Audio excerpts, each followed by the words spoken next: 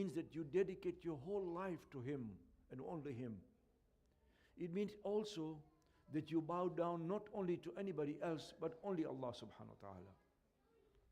That is why it's important for us to remember that it's not only a belief in one God, it demands the loyalty to God, not to kings. The struggle of Imam Hussein shows the link between humanity and dignity, that as human beings, we must all have certain principles and values. Principles like justice, of equality, of standing up to oppression. As somebody said so correctly, if you have nothing to die for, you have nothing to live for. Because if we don't have principles that we are prepared to give our lives for, then our lives becomes meaningless. We should be prepared to give our lives for it. The deeds and the heroic deeds of Imam Hussein, and not only Imam Hussein, but all the companions of Imam Hussein, cause deep spiritual and moral awareness in us. They generate loyalty and commitment. My sisters and brothers, when we go to Karbala, normally we spend a lot of time in the Haram. It's very natural, because that is where Imam Hussein and his companions are laying. We pray our ziyarat and our respect to them.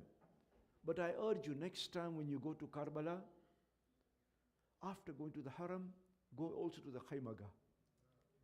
Because some of the most spiritual, the most close and intimate conversations occur not on the where Imam Hussein is buried, but in the Khayma. Because that's where he would sit and talk with Zainab. That's where the companions would discuss. That's where they would spend the entire night in the ibadat of Allah. Many a time when we go to the Khaymaga, the tents, we just go, recite 2 rakat namaz and come out. No, I say. Because ponder over what happened in that period. What happened on that day. Some of the most spiritual moments occurred in the tents. You see, what concerned Imam Hussein was this, that not only was Yazid demanding bay'at, but the Muslims were willing to give him that bay'at. There was something very wrong in the conscience of the Muslims. How could they accept a ruler who was sharib al-khamr, who was openly drinking wine, who was flouting all the principles of Islam? How could the Muslims accept such a ruler? These Banu Umayyad, claiming to be the rulers of Islam, they pillaged Medina. They raped the women in Medina. They burned the Kaaba down. These are the Banu Umayyad, and they were demanding to be acknowledged as the leaders of the Muslims. Not only that, they went even further. One of the caliphs, Hisham, he put the Quran against the wall and he would fire arrows at the Quran, saying, "O Quran, you can claim against me on the day of Qiyamah." Az-Zuhri was a very famous scholar amongst the Ahlul Sunnah. He reports to us that one day he went to Damascus, in the mosque of Damascus, and he saw a person crying in the mosque. That person was a Sahabi, a companion of the Prophet, Anas bin Malik. Zuhri goes up to him and says, "Oh Anas, why are you crying?" Anas says, "What can I tell you, O Zuhri? Everything that the Prophet left for us has been destroyed by this Bani Umayyah. And now even the Salat has been changed. The Salat has been changed. Islam had been made into a rich man's club." That's why Imam Hussein had to stand up. It was important for Imam Hussein to remind the Muslims of who the Prophet was.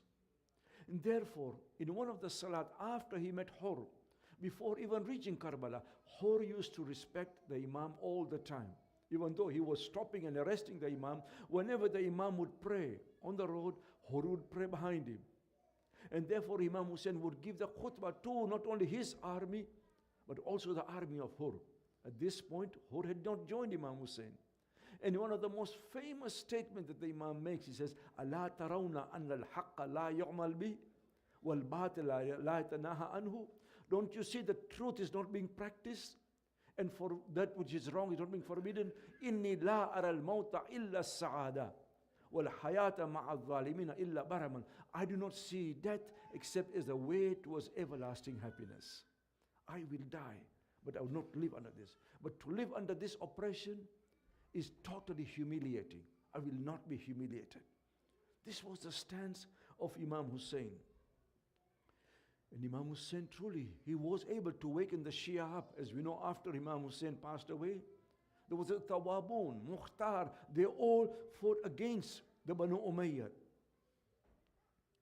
This was, as I was saying last night, not a battle between Imam Hussein and Yazid.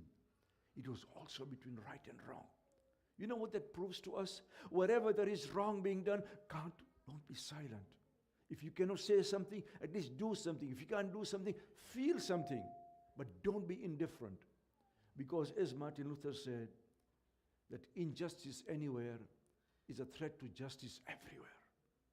Injustice anywhere is a threat to justice everywhere. You cannot keep quiet when something goes wrong. This is the whole stance of Imam Hussein, of Amr bil Ma'ruf, wa Nahy lil Munkar. And therefore he says to Walid bin Utbah, Mithli la yubayu mithla. Those like me can never give bay'ah to those like him. No, we cannot remain silent. And therefore, Allama Iqbal says that many a person was born after his death. Many a person was born after his death. Why? Because he opened our eyes when his eyes were closed. He opened our eyes when his eyes were closed. It is indeed a day of great travesty, a day of great calamity. Karbala is a moral educator. It tells us so many things. One of the things that one of the most moving moments for me on the day of Ashur was Hur himself. When he sees that what he has done is wrong, when he has a choice between life and death, what does he say? Inni ukhayyiru nafsi bain al-jannah wan nar. I'm choosing within myself between heaven and hell. I know what I've done is wrong. And therefore I'm going to undo that wrong. He comes to Hussein and he says, قَدْ جِئْتُكَ تَائِبًا مِمَّا كَانَ مِنِّي. I have come repentant to you. Is there a way that you can forgive me? Yes. Hussein says, Oh Hur, you are as noble as your mother has named you. These companions of Hussein were so dedicated to him that some of them were even joking on the day of Ashur. Some of them were competing with each other as to who will go first. He says, I will go first, I will go first. Because for them, honorable death is better than to live in humiliation. Azadarana Hussein, the time has come to recite the Maqtal, to remember the heroic deeds of Hussein and the companions of Hussein. When it came to the time of Salat, what does Hussein do? He turns to Ali Akbar. Why not everybody else? Why only Ali Akbar? Because the voice of Ali Akbar, the demeanor, the behavior of Ali Akbar, and also the looks of Ali Akbar would remind everybody of the Prophet himself. Maybe Imam Hussein was thinking, if these people heard the voice of the Prophet, they would know what they are about to do. Hussein, you know what he does? He had so many letters of these Kufans who had written to him, inviting him. He took all the letters and he burnt them. You know why he burnt them? Because he knows that some of these people are innocent. People who had written to him. He did not want them to get into trouble. He burned all those letters. At the same time, the tents which were spread out, he pulled them together so that the enemies could not attack the tents on one by one. Imam Hussein had a proper strategy on that day. And he lit up the fire behind the tents. You know why he did that? So that the enemies could not come from the rear either. These enemies, so-called Muslims, would stop at nothing. Hussein, before the battlefield starts, he lines up his army in front of the tent. On one side is Zuhair bin Qayn. On the other side is Habib bin Madahir. And in the middle is Abbas alayhi salam. Hussein stands in front of the army. Shimr at that point when he sees the fire, he taunts Imam Hussein. He says, so you are having the hell already. Muslim bin Awsiyah says, Yabda Rasulullah, allow me to go and fight Shimr. I will kill him right now. Hussein says, no, we will never start the fighting. We'll only fight in self-defense. At that time, two people amongst the army of Imam Hussein, Muslim and Habib, let us go and talk to these people. As long as we have not started fighting, we are Muslims together. Habib says to Zuhair, you speak. Zuhair says to Habib, you speak. But Zuhair was more eloquent. He came up to him and said, oh people, why are you fighting against Hussein? You invited him. What wrong has he done to you? Somebody says to Zuhair, but you are supposed to be against Hussein. You are an Uthmani. Why are you fighting with him? Zuhair says, I'm not like you people. I never invited Hussein. قَدْ جَمَعَ طَرِيقُ بَيْنِي وَبَيْنِي. It just so happened that we happened to be traveling on the same road. وَلَمَّا رَأَيْتُهُ ذَكَرْتُ بِهِ رَسُولَ اللَّهِ. When I saw Hussein, I remembered the Prophet. I knew that fighting against Hussein would be fighting against the Prophet himself. Azadara Hussein, Habib. And Zuhair came back and said, Yabda Rasulullah, they did not want to listen to us. Hussein said, before the fighting starts, I will go to them now. Imam Hussein comes to the army. You know how he comes?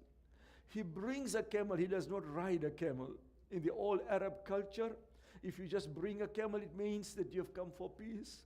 He brings a camel on one hand and the Quran in the other. Oh, ayyuhan nas insabuni man ana. Oh, people, trace my lineage. Who am I? Do you know who I am? This was tamam hujjah of Imam Hussein. So that nobody on the day of Qiyamah could say that we did not know who was Hussein. He informed them all. He says, judge me by this Quran. Have I violated the Quran? Have I turned the halal into haram and the haram into halal? Why are you fighting against me? Oh people, if you search east and west, you will never find any other grandson of the Prophet alive apart from me. Don't you remember that the Prophet said, Al-Hasan wal-Hussein, Sayyidi Shababi Ahli Jannah, I am that Hussein. Didn't the Prophet say, Husseinu minni wa ana min al-Hussein? I am that Hussein. Why are you killing me? If you do not believe me, go and ask Jabir ibn Abdullah al-Ansari. Ask Anas bin Malik. Ask Abu Sa'id al-Khudri. They will tell you that this is what the Prophet himself has said. Have I ever changed the Sharia, O people? Why are you prepared to kill the grandson of the Prophet? Did not the Prophet say that I am one of those weighty things, the Quran and me. Why are you willing to kill me? At that point, Shimr says, oh Hussein, we do not want to hear you anymore. It is either your bay'at or your head. Hussein says, Wallahi la yakunu dhalika abada. That can never ever happen, that Hussein gives his hand in the head of Yazid. Sardad, Nadhad, that's Yazid. He gave his head, but he did not give his hand in the hands of Yazid. Azadarani Hussein. At that time, Umar ibn Sa'ad fires the first arrow. He says, let the fighting begin. They started fighting one by one. The enemy started attacking Imam Hussein. One by one, the companions of Hussein lay down in front of him. Hussein had erected a special tent. You know why? What the special tent? This was for the shuhada. He knew very well the whole day he would be bringing the bodies back to the tent. At one time, Abu Wahab goes, then John. Who is John? He is a slave. Imam Hussein says, oh John, you have served us all your life. You are free to go. You do not have to fight. John says, Mawla, I have been with you all my life. How can I leave you now? I will give my life for you. I want to smell the sweet perfume of heaven too. I will not leave you. This was John. A time comes when Muslim bin Awsaja, he falls on the ground. He calls Imam Hussein and says, I want to give my wasiyah to Habib. When Habib comes to a Muslim, point to Hussein, says, do not leave him alone. Make sure that when Hussein dies, you die before him also. Azadarana Hussein, one of the most painful moments on the day of Ashur was when a friend of Imam Hussein, someone who had actually played with Hussein, Habib bin Madahir. Habib was a companion of Hussein, but Habib was also a Qari. He was a Hafiz. He had memorized the Quran. He comes to Hussein. These two friends now are embracing each other. As Habib goes towards the battlefield, Hussein says, Rahimakallahu ya Shaykh. May God have mercy on you. If only these people knew who they are about to kill. At one time, Burair comes to him. You know who is Burair? Burair is another person from Kufa. He is Hamadani. He is also Hafiz the Quran. He says, I know one person from that army. I want to talk to him. That person was Yazid bin Mu'akkal. Burair calls him, says, Ya Yazid, do you know me? Yazid says, yes, we are friends in Kufa. Burair said, then why do you want to kill Hussein? Do you remember one day you told me that you would never fight Hussein, but now you're prepared to kill him? Yazid did not say anything. Burair says, okay, then we are going to have a mubahila right here in Karbala. We are going to ask Allah who is on the right one, and the one who dies is wrong, the one who is alive is the right one. Burair, these two friends and Yazid, they fight each other on the day of Ashur, and Burair wins. Burair is the one who wins, but after a little while, even Burair is also killed. Azadar and Hussein, there are continuous onslaughts against Hussein in his small army now. The army is diminishing in front of him. Comes one time when a companion comes to Hussein. When you look at the people who were killed on the day of Ashur, one of the names is Abu Thumama. Abu Thumama comes to Hussein. You know what he says? Yabna Rasulillah, I see the time for prayer is coming. Death is coming towards us, but the time for prayer has come. Give me that one last opportunity that I should pray behind you. This is my only wish, that I should pray behind you. Hussein looks at Abu Thamama, قَدْ ذَكَرْتَ الصَّلَاةَ يَا أَبَا ثَمَامَ. You have remembered the prayers. جَعَلَكَ اللَّهُ مِنَ الْمُصَلِّينَ الذَّاكِرِينَ. May Allah make you amongst those who have remembered the prayers. Tell them we want to pray. These so-called Muslims would not even let Hussein pray in peace. They were firing arrows at Hussein. This was not a normal prayer that Imam Hussein prayed. This was Salatul Khawf, whereby the army would change during the prayers. One of the persons who was defending Imam Hussein was Sa'ad bin Abdullah. Every time an arrow came, he would put his body between the arrow and Imam Hussein. As soon as Imam Hussein finished the prayer, Sa'ad fell on the ground. Imam Hussein goes up to him. Sa'ad opens his eyes and he says, Awafaitu yabna Rasulillah. Have I succeeded? Have you finished your prayers? Because if you have finished your prayers, then I have succeeded. Zuhair also goes. He is wounded in the salat, but he goes and he gives his life for Hussein. Azadar and Hussein, one by one, the companions have gone now. Even Abbas has given his life. Abbas is lying near the river. Ali Akbar now. Hussein has picked up the body of Ali Akbar. Hussein is all alone now. He has done the istighatha. Hal min nasirin yansuruna. Hal min mughith yughithuna. There is nobody alive anymore. Even Ali Akbar has gone. Ali Asghar has gone too. Hussein has come back from the tent 7 times. Hal min Inna lillahi wa inna ilayhi raji'un. Ridhan biqada'ihi wa tasliman li amrihi. Now, Hussein is all alone. He stands in front of his stand. He looks to the right. He looks to the left. Aina anta ya Habib. Aina anta ya Zuhair. Aina ya anta ya Abbas. Nobody's left now. Only Hussein. Hussein comes back to the tent now for the final time.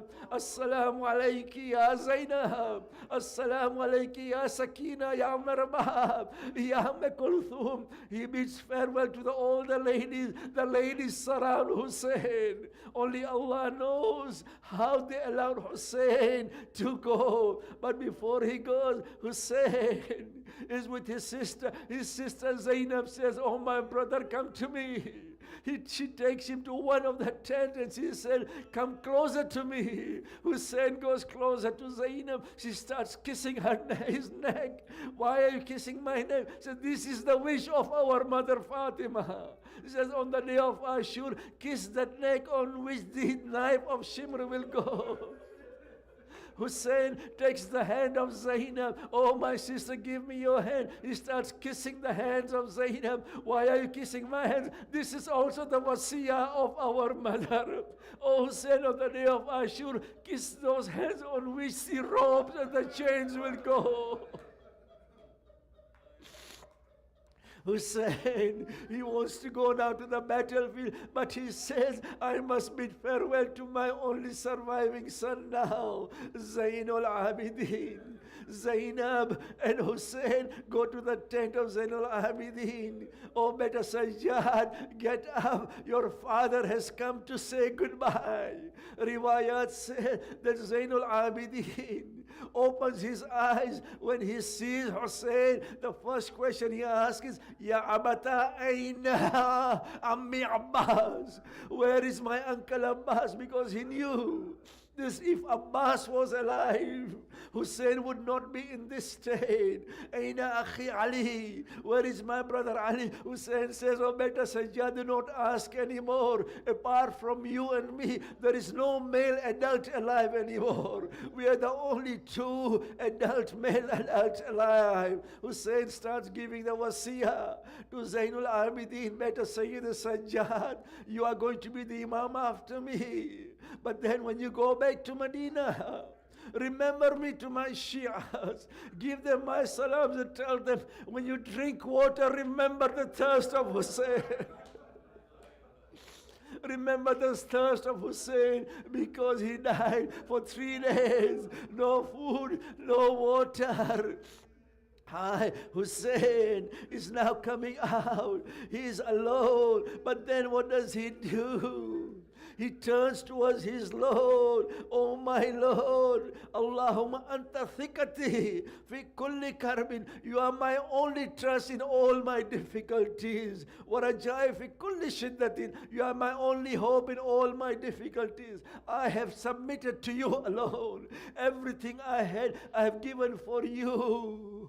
Oh my Lord, you are the only person, the only being I can complain to. Azadaran Hussein.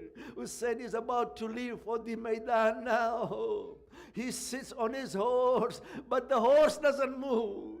He says, oh, Lihahik, why don't you move? Take me now to the battlefield. The horse bows down his head. Hussein looks at the ground. Little Sakina. He said, the horse, do not take my father to the battlefield. Whoever has gone there has not come back. Do not make him a thief. Hussein, he comes down on the ground. Riwayat says he puts Sakina on his lap. Sakina, let me go. Sakina will not let him go. Sakina falls asleep in the laps of her father. Suddenly she wakes up. You may go now, my father. You can go now. Sakina, why do you allow me to go now? She says, I saw my grandmother in my dream.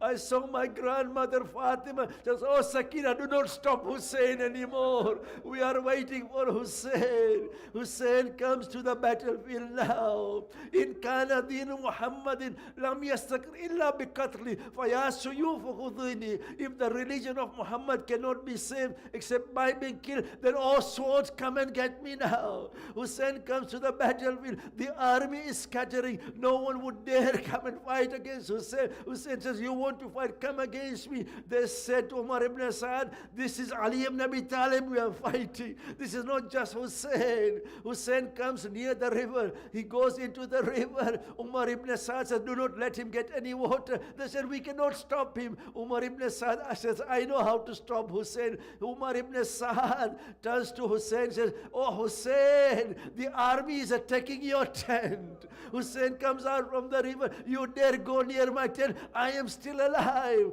Umar ibn Sa'ad says, surround Hussein, pelt him with the arrows, with the spears, with the stone. Azadaran Hussein. Hussein is now surrounded. He's surrounded from all sides. They are hitting him from all sides. Imam as-Sadiq says, why my grandfather Hussein, when he fell from the horse, he could not even touch the ground. There were so many arrows sticking from his body. So many arrows sticking from his body. Hussein now is on the ground. Bismillah wa billahi wa ala sunnati Rasulillah, he said. One by one the enemies come close to him, but nobody would dare attack Hussein. Nobody would dare kill Hussein. They were asked, why didn't you? So we saw the Prophet in front of us. We could see light in front of Hussein. Azadar and Hussein. Zainab comes out from her tent. What does she see? She sees Shimr Mal'un sitting on the chest of Hussein. She turns to Umar ibn Asad. Ibn Asad, ayuqtalu Abu Abdullah wa anta tanzur. Will Hussein be killed while you're watching? Do something. She said again, is there a Muslim amongst you? A Muslim would not let this happen, that the grandson of the Prophet would be killed. Azadar and Hussein, my final sentence. Zainul Abidin comes out from the tent. What does he see? He sees the head of Hussein at the end of the spear. The head of Hussein. Allah bi qatl. Allah bi ardi Karbala. Qutil al-Hussein bi ardi Karbala. Ashhada Hussein bi ardi Karbala. Mata mein.